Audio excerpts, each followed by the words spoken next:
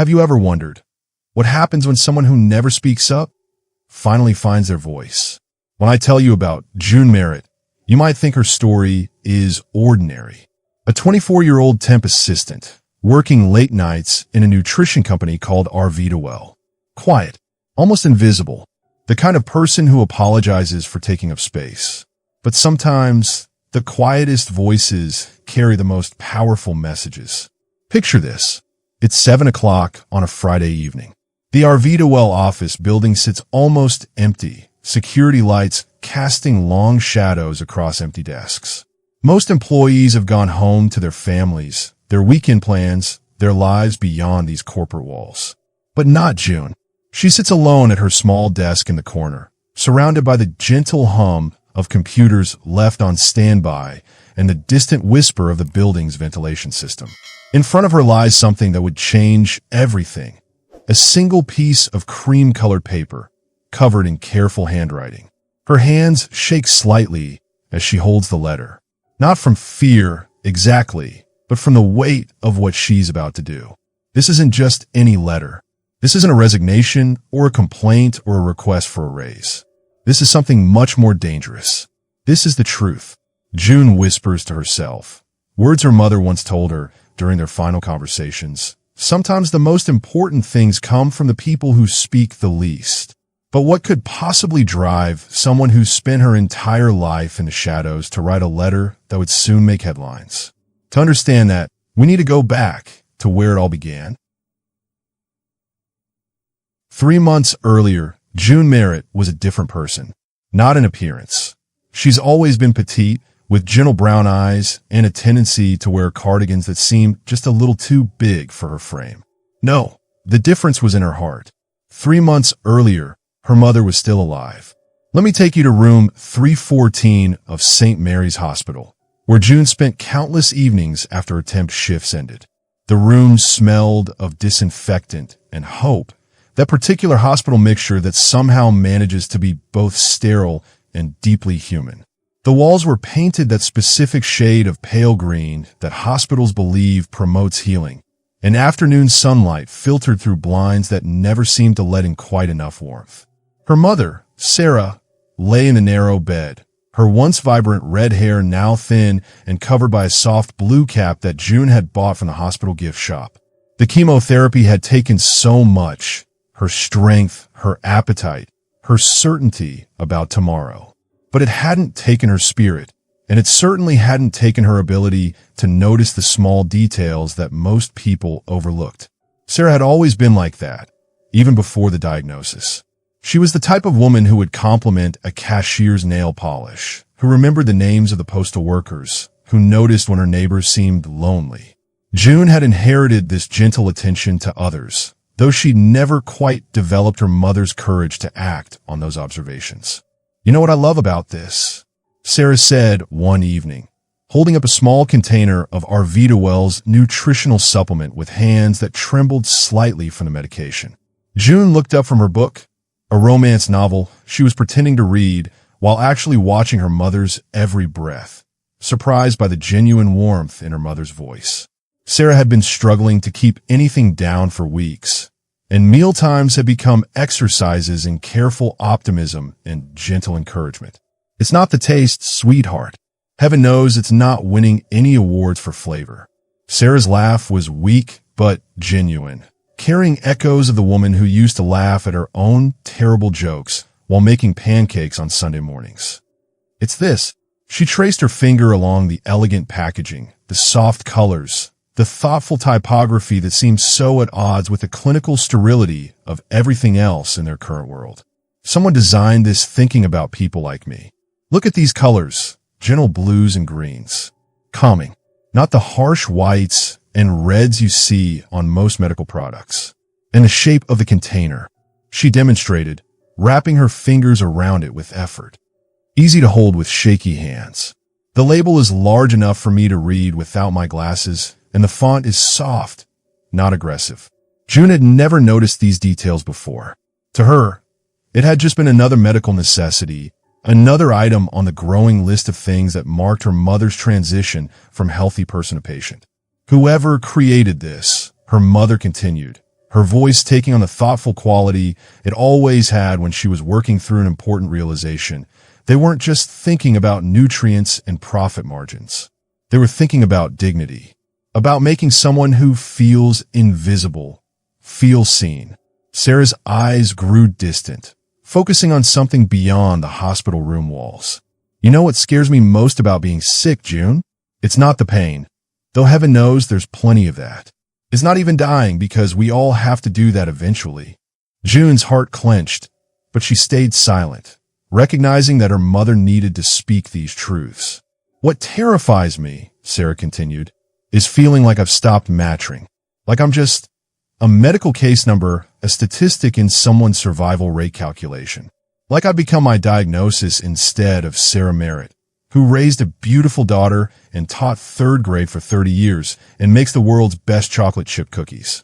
She held up the Webnovel container again, studying it as if it contained answers to questions she'd been afraid to ask. But this makes me feel like someone out there understands. Someone cares that I'm still here, still trying, still worth the effort of beautiful design, still human. June felt tears threatening, but she blinked them back.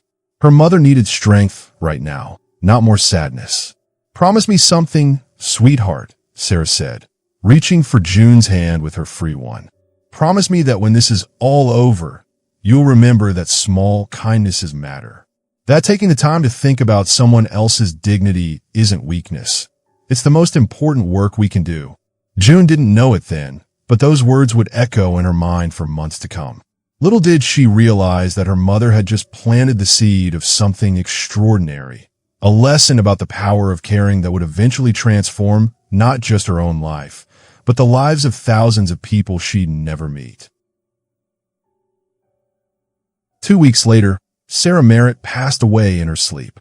June found herself in that strange liminal space that grief creates, a world where everything looks the same but feels completely different.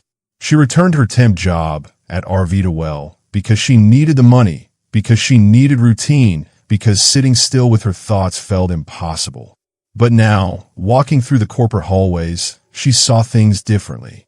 She watched executives rush past her without acknowledgement, saw marketing meetings where people discussed target demographics and market penetration. She heard conversations about quarterly profits and competitive advantages. And all she could think about was her mother's words. Someone out there understands. Did they, though? Did the people making decisions about Webnovel's products really think about the Sarah Merritts of the world? The scared, dignified people fighting to maintain their humanity while battling illness? June began to observe more carefully. She noticed how the marketing campaigns focused on clinical benefits and scientific studies. She saw advertisements featuring young, healthy models and testimonials from fitness enthusiasts. Nothing wrong with that, of course. But where were the real people? The frightened ones? The ones who needed to feel seen? Late one evening, she found herself in the company break room, standing before a display of Webnovel products. She picked up the same supplement her mother had treasured, turning it over in her hands the way Sarah had done countless times. That's when she noticed it, a small detail her mother had never mentioned. On the bottom of the container, in tiny print, was a single line, crafted with care for those who need it most. Crafted with care. Someone had written those words. Someone had made that decision. Someone, somewhere in this building, had once cared about people like her mother. And that's when June realized something that would change not just her life, but the entire direction of a multi-million-dollar company. Sometimes the people who need to hear the truth most are the ones who've forgotten how to listen. Now, let me tell you about Griffin Lake, the man who would receive June's letter. At 42, Griffin had achieved what most would consider extraordinary success. CEO of Webnovel, a company he'd built from nothing into a nutrition industry leader worth over $200 million. His office occupied the top floor of a gleaming downtown building, its floor-to-ceiling windows offering a view that reminded him daily of how far he'd climbed from his humble beginnings. The office itself was a monument to achievement. Polished mahogany desk, leather chairs that cost more than most people's monthly salary, walls lined with awards and recognition plaques. A signed photograph with the governor. A crystal paperweight commemorating their IPO. Everything a successful CEO should want. But success, as Griffin was learning, can be both a destination and a prison. 15 years earlier, Griffin Lake had been a different man entirely. Picture a 27-year-old with calloused hands and earnest eyes, standing in a tiny kitchen in rural Montana. The kitchen belonged to his grandmother, Eleanor. It was there that the real Arvida Well was born, not in a boardroom or a laboratory, but in the simple act of love. The kitchen was the heart of Eleanor's small farmhouse, with yellow gingham curtains that she'd sewn herself, a worn linoleum floor that had seen 3 generations of family meals, and the kind of deep farmhouse sink where Griffin had learned to wash dishes standing on a wooden stool when he was barely tall enough to reach the faucet. The whole room smelled of decades of home cooking, apple pie, Sunday roasts, and the particular warmth that only comes from a kitchen where food is prepared with genuine care. Eleanor was dying, slowly, stubbornly, with the quiet dignity that seemed to run in their family. Pancreatic cancer, the doctors said. 6 months, maybe less. The prognosis had hit the family like a prairie storm, sudden, devastating, and irreversible. Griffin had moved back home to care for her, leaving behind a promising career in food science at a Portland startup to spend what might be her final summer together. His friends thought he was crazy to abandon his career trajectory. His colleagues warned him about the difficulty of re-entering the competitive food industry after an extended absence. But Griffin knew that some things mattered more than career advancement. Every evening, as the Montana sun set behind the wheat fields that stretched to the horizon, Griffin would prepare Eleanor's dinner with the methodical care of a scientist and the tender attention of a grandson who understood that time was running out. "I don't need fancy soup, Griffin," Eleanor would say each evening as he carefully prepared her meal, measuring ingredients with precision that would have impressed his former laboratory colleagues. Her voice carried the weathered strength of someone who'd lived through the Depression, raised 5 children on her own after her husband died young, and buried 2 of those children before they reached 40. "I just need to know you're thinking about me when you make it." But Griffin couldn't help himself. Each meal became a small work of art, a love letter written in vegetables and broth, and the kind of careful presentation that most people reserve for special occasions. He'd arrange vegetables in the shape of flowers, create broths with the perfect balance of nutrition and flavor designed to appeal to her diminished appetite, craft presentations that made Eleanor smile despite her pain. He researched anti-nausea ingredients, studied the nutritional needs of cancer patients, and experimented with textures and temperatures that might be easier for her to tolerate. Every dinner was a small experiment in how food could be medicine, comfort, and communication all at once. "You know what this reminds me of?" Eleanor said one evening, watching him arrange carrots into a delicate pattern around her bowl with the same concentration he'd once brought to complex chemical formulations. "When you were 7 and you'd make me those little mud pies in the garden, you'd spend an hour decorating each one with dandelions and pebbles." Griffin paused, a spoon halfway to his lips, transported suddenly to summer afternoons when his biggest worry was whether the mud was the right consistency for proper pie making. "You always cared about making things beautiful for people you loved," Eleanor continued, her eyes soft with memory. "Even when you were small, especially for people who were hurting. Remember when Mrs. Patterson from down the road broke her hip? You must have been 9 or 10. And you spent a whole afternoon picking wildflowers and arranging them in mason jars to take to her." Griffin did remember, though the memory had been buried under years of business meetings and strategic planning sessions. "That's who you really are, Griffin," Eleanor said, her voice taking on the gentle firmness she'd used when he was young and needed important guidance. "You're someone who makes beautiful things for people who need beauty. Don't let the world convince you to be anything else." That night, after Eleanor had fallen asleep, Griffin sat in her kitchen surrounded by the familiar sounds of the old house settling and the distant call of night birds. He pulled out a notebook, the same kind of composition book he'd used for school assignments, and wrote by the light of the kitchen lamp. "What if we could mass-produce care? What if we could bottle the feeling of being loved? What if every product could carry the same intention I put into Eleanor's soup? The questions felt naive, even to him, but they also felt true in a way that his scientific training hadn't prepared him for. That notebook would become the business plan for Webnovel.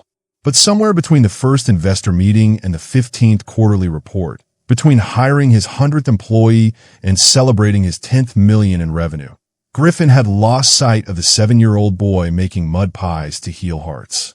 He'd forgotten that the greatest innovations often come not from laboratories or focus groups, but from the simple desire to ease someone else's suffering.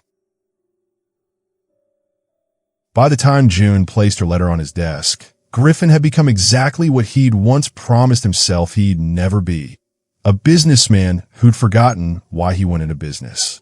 His days were filled with profit margins and market share reports. His evenings were consumed by investor calls and expansion strategies. The company that had started as a love letter to his grandmother had become an empire built on efficiency and growth. Griffin's leadership team reflected this transformation. Take Hannah Lux, his vice president of marketing, brilliant, ruthless, and utterly focused on what she called market optimization. Emotion is a luxury we can't afford, Hannah would say during strategy meetings. Our customers want results, not feelings. They want science, not sentiment. She wasn't wrong exactly. Under her guidance, Webnovel's revenue had tripled. Their products were in every major retail chain. Their advertising campaigns won industry awards. Their stock price continued to climb. But something was missing.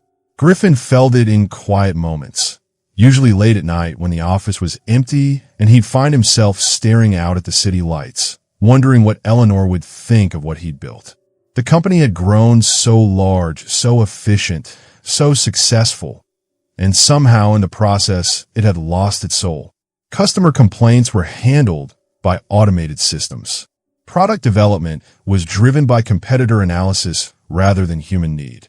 Marketing messages were crafted by focus groups and A/B testing, designed to trigger purchases rather than create connections.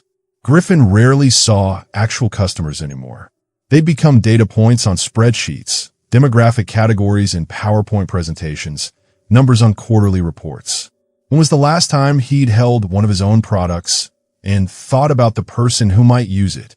When had he last considered the real human being who might reach for Webnovel during their most vulnerable moments? It was into this world of forgotten purpose that June's letter would arrive like a gentle earthquake, small in size, but powerful enough to crack the foundation of everything Griffin thought he knew about success. Saturday morning, Griffin arrives at the office early, as he always does. The building is quiet, filled with that particular weekend stillness that makes even the busiest workplaces feel contemplative. Security guards nod their recognition as he passes, and his footsteps echo in the marble lobby that had once seemed like the pinnacle of professional achievement. He settles at his desk with his coffee. Black, no sugar, the way he's trained himself to drink it despite preferring it sweet like Eleanor used to make, and opens his laptop, ready to tackle the stack of reports that never seems to diminish. Board presentations to review, market analysis data to digest, competitive intelligence reports that would help him stay ahead of companies try to capture Webnovel's market share. But then he notices it, a single piece of paper placed precisely in the center of his desk, held down by his crystal paperweight so it wouldn't flutter in the air conditioning breeze. Not a memo, not a formal business document, a letter, handwritten. In an age of emails and text messages and Slack notifications, someone had taken the time to write a letter by hand. Griffin picks it up, curious. The paper is cream-colored, quality stock, the kind of stationery his grandmother might have used for important correspondence. The handwriting is careful, feminine, with the kind of thoughtful penmanship that speaks of someone who was taught that how you presented words mattered almost as much as the words themselves. The envelope it had come in sits beside his computer, his name written in the same careful script with no return address, no corporate letterhead, no indication of what department it might have come from. Dear Mr. Lake, it begins. I hope you'll forgive this unconventional approach. I know that someone in your position must receive countless letters, emails, and requests for attention. I'm not writing to ask for anything. Not a promotion, not a raise, not special consideration of any kind. I'm writing because I have a story to tell, and I hope, you might want to hear it. Griffin leans back his chair, setting down his coffee cup with unusual care. When was the last time someone had written to him without wanting something? When had anyone taken the time to tell him a story rather than present him with a problem to solve or a decision to make? The letter continues. 2 months ago, my mother passed away after a long battle with cancer. I know that personal stories don't usually cross the desk of a CEO, but I hope you'll bear with me, because this story is also about your company and about the difference between doing business and doing good. During her final weeks, my mother could barely keep any food down. The treatments had left her weak, nauseous, frightened about each day. We tried countless supplements, protein drinks, nutritional products recommended by doctors and nurses and well-meaning friends. Most of them sat untouched on her bedside table, their clinical packaging and medical claims somehow making her feel more like a patient and less like a person. But there was one thing she could tolerate: your company's nutritional supplement. Not because it tasted better than the alternatives. In fact, she often joked that it tasted like liquid cardboard mixed with false hope. What she loved was how it made her feel. Not the physical benefits, though those mattered. What she treasured was the feeling that someone, somewhere, had thought about her when they created it. She would hold the container and tell me about the design choices someone had made. The gentle colors that didn't hurt her light, sensitive eyes during chemotherapy. The easy grip cap she could open even when her hands were shaking for medication. The clear, large print labeling she could read without her glasses when she was too tired to look for them. But more than that, she noticed things I never would have seen. The rounded edges that made it comfortable to hold during long treatment sessions. The weight of the container, substantial enough to feel important, but not so heavy that weak hands would struggle. Even the sound it made when opened, a soft click instead of the harsh snap of most medical containers. Whoever designed this, she would say, they understand what it's like to feel invisible. Mr. Lake, in a world where sick people often feel reduced to their diagnosis, your product made my mother feel human. It reminded her that someone, somewhere, saw her not as a cancer patient or a market segment, but as a person deserving of dignity and care. She told me once that using your product felt like being cared for by a friend she'd never met. Someone who understood that when you're sick, you don't just need nutrition. You need to feel that your struggle matters to someone beyond the medical team recording your vital signs. I don't know if you remember why you started this company. I don't know if the person who made those thoughtful design choices still works there, or if they even realize the impact of their decisions. But I wanted you to know that those choices, those small acts of invisible kindness, mattered. They mattered to a scared woman in a hospital bed who just wanted to feel seen. They mattered to a daughter watching her mother find grace in the smallest gestures. And maybe, if I'm very brave in writing this letter, they might matter to you too. My mother died holding one of your containers. Not because she needed the nutrition in her final moments, but because it had become a symbol of being cared for, of being seen as worthy of beautiful, thoughtful design, even in her most vulnerable state. Thank you for helping my mother feel important, right until the end. Thank you for reminding both of us that businesses can be instruments of compassion, not just profit, with more gratitude than words can express. June Merritt, temporary administrative assistant, 3rd floor. The quiet girl who sits by the window and probably goes unnoticed, but who notices everything. Griffin sets the letter down with trembling hands. He sits in the silence of his empty office, feeling something he hasn't experienced in years. The recognition of his own forgotten heart. The sudden, sharp awareness of who he used to be before success taught him to measure everything in numbers rather than in human moments. He reads the letter again, this time more slowly, hearing in June's careful words an echo of his own voice from 15 years ago, when he'd sat in Eleanor's kitchen and dreamed of bottling love. In that moment, staring at June's careful handwriting, Griffin Lake remembered not just why he'd started Arvita Well, but who he'd been when he started it. But remembering and acting are two different things.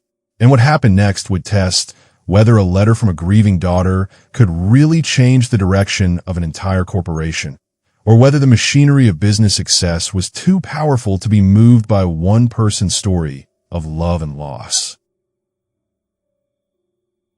Griffin didn't sleep that night. He kept rereading June's letter, each pass revealing new layers of meaning. By morning, he'd made a decision that would have seemed impossible just days before. He was going to find June Merritt, but first, he needed to understand something else. How had his company, his grandmother's legacy, become so disconnected from its original purpose? When had efficiency replaced empathy in their mission?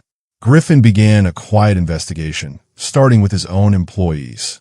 He walked the floors of Webnovel like a man rediscovering a country he'd once called home. His first stop was Omar Zain in the logistics department. Omar was 29, had been with the company for 3 years, and had the kind of earnest enthusiasm that reminded Griffin of his younger self. "Omar," Griffin said, settling into a chair beside the surprised employee's desk. "Can I ask you something? Do you know anyone here who writes letters?" Omar's eyes flickered with recognition, but he hesitated. "Letters, sir. Handwritten letters.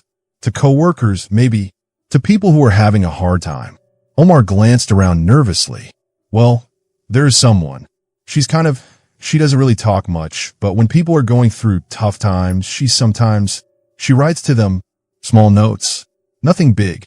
When my dad was in the hospital last month, I found a little card on my desk. Just a few lines saying she hoped he'd get better soon, and that if I needed to talk, she'd listen." Griffin leaned forward. "Did she sign it?" "Just initials. JM. The next person Griffin sought out was Thompson, a 65-year-old warehouse worker who'd been with Webnovel since almost the beginning. "Mr. Thompson," Griffin said, finding the older man during his break. "I'm looking for someone. An employee who writes letters, notes, someone who cares about people." Thompson's weathered face broke into a knowing smile. "You're talking about June, aren't you? You know her. That girl's got the biggest heart in this whole building," Thompson said.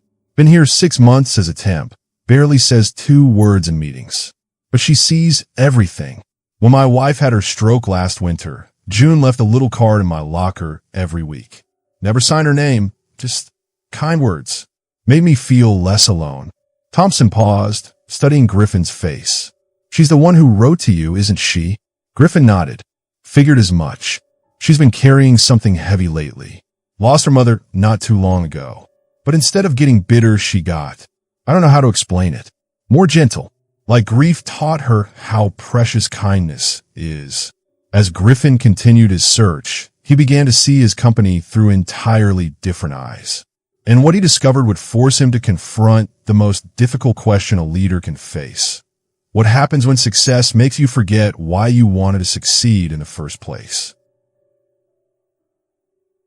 Monday morning brought the weekly executive meeting, where Griffin would face his leadership team with a new perspective that felt both crystal clear and completely revolutionary. Hannah Lux sat at the conference table, surrounded by her perfectly organized reports and marketing projections. "We need to discuss the Q4 campaign," she began. "Competitor analysis shows we're losing ground to brands that are more aggressive with their health claims." "I want to try something different," Griffin said quietly. Hannah looked up from her notes. "Different how?" "I want to tell stories. Real stories. From real customers. We do customer testimonials, Griffin. They're in every campaign." "No," Griffin said, his voice gaining strength. "Not testimonials designed to sell products. Stories that show we understand the people who use our products. Their fears, their hopes, their struggles." Hannah's expression shifted from confusion to concern. "Griffin, our research clearly shows that customers respond to scientific data and measurable benefits. Emotional storytelling tests poorly with our target demographic. Maybe we're targeting the wrong demographic." The room fell silent. "Griffin," Hannah said carefully, "I don't understand what's brought this on, but we can't run a business on feelings. We have shareholders, profit targets, market share to maintain." Griffin stood up, pulled June's letter from his jacket pocket, and placed it on the table. "This," he said, "is from one of our customers' daughters. Her mother used our products during her final battle with cancer. Not because they were the most scientifically advanced, not because we had the best marketing campaign, but because our design made her feel human." Hannah glanced at the letter without picking it up. "That's touching, Griffin. But one anecdotal story doesn't constitute market research. What if it's not just one story?" Griffin asked. "What if there are thousands of people out there who chose our products not because of our advertising, but in spite of it? What if we've been so focused on selling that we've forgotten we're supposed to be serving?" The tension in the room was palpable. Other executives shifted uncomfortably. "I think," Hannah said with forced patience, "that you're having an emotional reaction to a sad story. But emotions aren't a business strategy, aren't they?" Griffin's voice rose. "Every purchase is emotional, Hannah. Every brand choice, every moment of loyalty, every recommendation to a friend, it all comes down to how we make people feel." He picked up June's letter again. This woman's mother felt seen by our product. She felt valued, understood, cared for. And when she died, her daughter was so grateful that she took the time to write a handwritten letter to thank us. Griffin looked around the table at his leadership team. "When was the last time any of you received a thank you letter from a customer? Not a positive review or a survey response. A letter, written by hand, from someone who didn't want anything except to say thank you." Hannah's jaw tightened. "Griffin, I understand that this letter affected you, but we can't redesign our entire business strategy based on one piece of anecdotal feedback. What if we could find the person who wrote it?" Griffin asked. "What if we could understand what we did right and do more of it?" In that moment, Griffin realized he wasn't just fighting for a new marketing strategy. He was fighting for the soul of the company his grandmother had inspired him to build. But the battle for our Webnovel's future would ultimately be won or lost in a much quieter confrontation between a grieving daughter and a CEO who'd forgotten how to listen.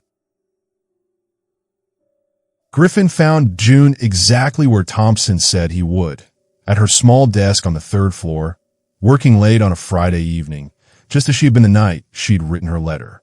She looked up as he approached, her face immediately flushing with recognition and terror. "Ms. Merritt," Griffin said gently. "I'm Griffin Lake. I think you wrote me a letter." June's hand flew to her mouth. Oh no, I'm so sorry. I shouldn't have. I know it was inappropriate to—" "June," Griffin said, settling into the chair beside her desk. "Your letter changed my life." She stared at him, unable to speak. "I want to tell you about my grandmother," Griffin continued.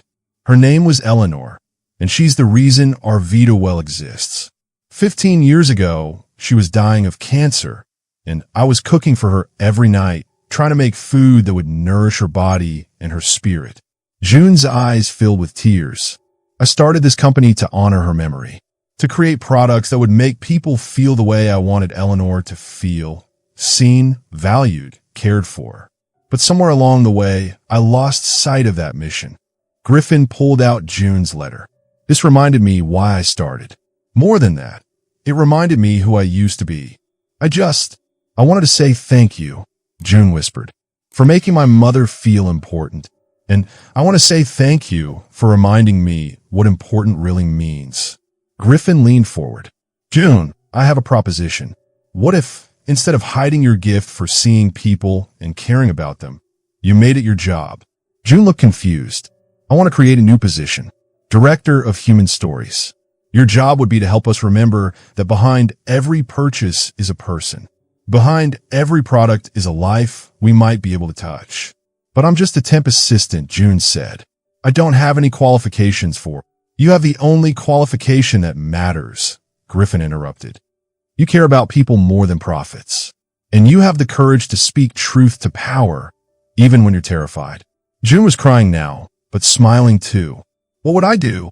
Help us collect stories like your mother's. Help us design products that honor the dignity of the people who use them. Help us remember that business, at its best, is just another way of loving people." And in that moment, sitting in a nearly empty office building, two people who had never met before began to heal each other's hearts. June found her voice, and Griffin found his way home. 1 year later, Webnovel had transformed in ways that no marketing consultant could have predicted. The company now featured something called the Letters of Life program. Customers were invited to share their stories, not testimonials designed for advertising, but real accounts of how nutrition and care intersected in their lives. These stories weren't used to sell products. They were used to design them. The wall of letters in the main lobby displayed hundreds of handwritten notes from customers who had felt seen, heard, understood. Each letter informed decisions about packaging, formulation, customer service, even office culture. June, now director of human stories, stood before the monthly company meeting holding a letter that had arrived that morning. "This is from Margaret, an 83-year-old woman in Ohio," June said. "She writes that our new easy open caps have given her independence back. She no longer has to ask her grandson to help her with her supplements." The room, filled with employees who had learned to measure success not just in profits, but in lives touched, listened with the kind of attention that had become Webnovel's new corporate culture. "But Margaret's letter isn't really about caps," June continued. "It's about dignity. It's about the feeling that someone considered her arthritic hands when they designed our packaging. It's about being seen." Griffin, watching from the back of the room, felt the same warm recognition he'd experienced in his grandmother's kitchen all those years ago. Webnovel's profits had increased by 40% that year. But more importantly, their customer loyalty had reached unprecedented levels. People didn't just buy their products. They treasured them. They recommended them to friends. They wrote letters of gratitude. After the meeting, Griffin and June stood together before the wall of letters. "Do you ever regret writing that first letter?" Griffin asked. June smiled, touching one of the newer additions to the wall. "Never. My mother always said that the smallest gestures often create the biggest changes." She paused, looking at the hundreds of stories surrounding them. She was right. Sometimes the quietest voices carry the most important messages. Griffin nodded,